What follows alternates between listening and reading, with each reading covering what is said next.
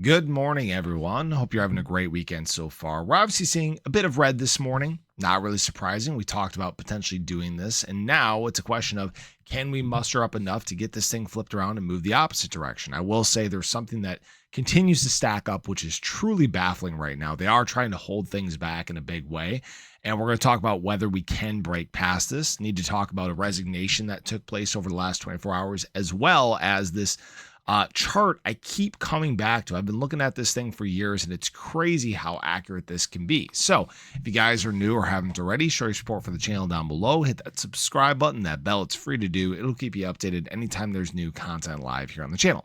So ADA this morning is at about 79 cents, and what the very recurring theme around the crypto market, as you guys can see, is red. Right?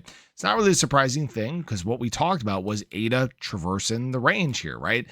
Doesn't like to live in the middle here. Usually runs to the top, runs to the bottom, runs to the top, the bottom, right? We've seen this many times before. It usually tends to touch one or the other or both. Today is one of those days. We actually got all the way up to almost 84 cents, and we actually came all the way down to 78.44. Now it's a question of, what is going to be the theme as the day progresses. I will say today, though, we are seeing a little bit of a BTC push. So this is a little bit surprising here. BTC kind of doing its own thing. So of course we've had a little bit of a BTC dominance bump. This actually pushed BTC dominance back up to 60.46%, but it looks like it is actually testing a potential breakout. So right now the market is kind of just holding its breath, waiting for this possible extension that could occur. Again, not saying it's going to happen for sure, not saying it's going to happen today, but we have to watch this very, very closely. Now, I will say Ethereum, although it did briefly breach this 4250 level, it did close its daily candle down below here, and now we have a little bit of red here, okay? So again, this retest at about 4100 is not out of the realm of reality. Maybe that's something we get and we bounce from there. We'll have to just watch and wait and see. And maybe the rest of the market bouncing kind of coincides with that, if you will.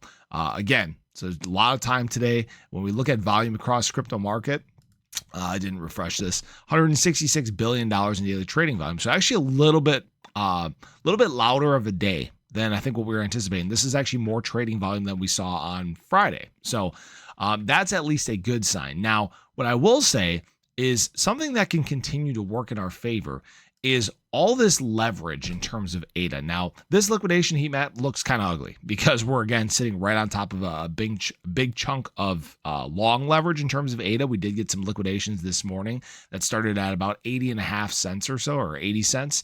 And right now, you guys can see there's still more long interest down below here. Now, here's the thing. ADA is still very heavily weighted to the short side. Right now, you guys can see the long short ratio is 0.915. So there's an 8.5% imbalance to the short side. And when we look around the crypto market, even at something like BTC, all these are weighted to the short side. So right now, shorts are betting incredibly big on the crypto market. Guys, right now we're at $190 billion in open interest in the crypto market. Insane levels of people just trying to suppress the charts. It's not always going to work like that, all right? Maybe they win a battle here and there, but we have seen them just hemorrhaging as of late, all right? In fact, I wish I would have kept this post up, but there was actually a short that was like $130 million in unrealized loss because they're betting against Ethereum and they're just trying to push price down. They've actually added more to their position, and that's how people get caught. People get greedy and they try to do some really we'll call it stupid things. So we'll have to just watch and wait and see what happens here. Now, something I did want to mention that took place yesterday was actually Trump's crypto council head, Hines, actually resigned. I'm not sure if you guys saw that or not, but it sounds like he's returning to the private sector.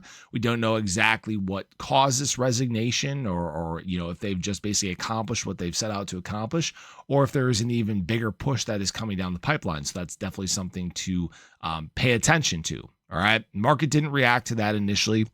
Maybe this is kind of the overnight reaction to this. Really, at about midnight is when this red candle started. It was an ugly red candle for ADA, down about 2.6%, right? But again, we're still kind of sitting in this comfortable range. Again, that retest like we talked about. Now, what I found very interesting, and I've looked at this for years now, is this periods of when to make money chart. This was made by a farmer who actually projected 100 years of market cycles. And you guys can see that there are distinct peaks and valleys in this. I'm not sure how well you guys can see this. There we go. So when we look back, this has been pretty darn accurate, right? You guys can see the valleys. For example, 2017, this was saying, whoa, I don't know if you guys heard that thunder or not. We have a crazy thunderstorm going on outside right now. But you guys can see, time to make money, 2007. Coincidentally, the drop following that was obviously the 2008 crash, right? Buy back in 2012, time to make money, 2016, 2019, 2023 would be the time to accumulate on the big, right?